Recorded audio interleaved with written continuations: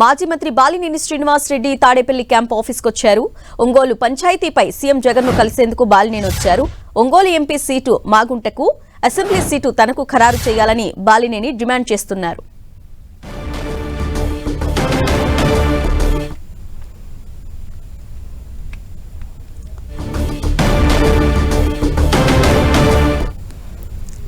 Balineni CM Jagan తో ఎటువంటి అంశాలు చర్చించే అవకాశం ఉంది? దీనిపై మరిన్ని వివరాలు మా ప్రతినిధి దుర్గా అందిస్తారు. దుర్గా.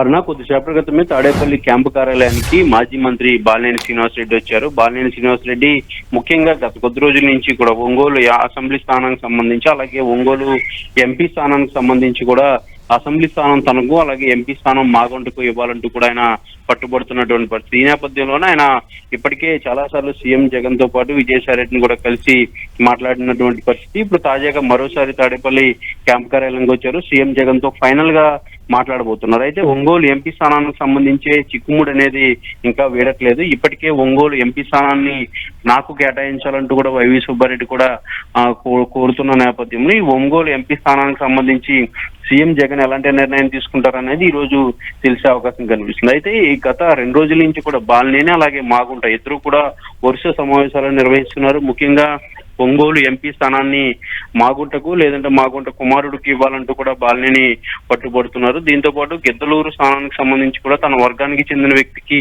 టికెట్ ఇవ్వాలంటూ కూడా బాలినేని పట్టుబడుతున్న నేపథ్యంలో ఈ ఒంగోలు పంచాయతీ అనేది ఈ రోజు ఖచ్చితంగా క్లియర్ అయ్యే అవకాశం కనిపిస్తుంది. ఎందుకంటే చాలా రోజుల నుంచి ఒంగోలుకి సంబంధించినటువంటి ఈ ఇష్యూ అనేది పెండింగ్ లోనే అలా నడుస్తుంది. ఈ నేపథ్యంలోనే ఈ ఎంపీ స్థానానికి సంబంధించి, అలాగే ఒంగోలు సిటీ ఎమ్మెల్యే స్థానానికి సంబంధించి కూడా ఈ రోజు క్లారిటీ వచ్చే అవకాశం కనిపిస్తుంది. గత కొద్ది రోజుల నుంచి కూడా అటు జిల్లాలో ప్రధానంగా గిద్దలూరుకు బాలినేని పంపించాలని వైసీపీ అధిష్టానం యోచిస్తుందంటూ కూడా ప్రచారం జరుగుతున్న నేపథ్యంలో ఇటు ఒంగోలు నుంచే నేను పోటీ చేస్తానంటూ కూడా బాలినేని ఇప్పటికే అది ప్రకటించినటువంటి నేపథ్యం. వీటన్నిటి నేపథ్యంలో ఈ రోజు తాడేపల్లి క్యాంప్ కార్యాలయానికి బాలినేని వచ్చారు. కాబట్టి సీఎం జగన్ కలిసిన తర్వాత ఈ ఒంగోలు అసెంబ్లీ, అలాగే ఒంగోలు పార్లమెంట్ తో పాటు గిద్దలూరుకు సంబంధించినటువంటి క్లారిటీ కూడా వచ్చే అవకాశం కనిపిస్తుంది.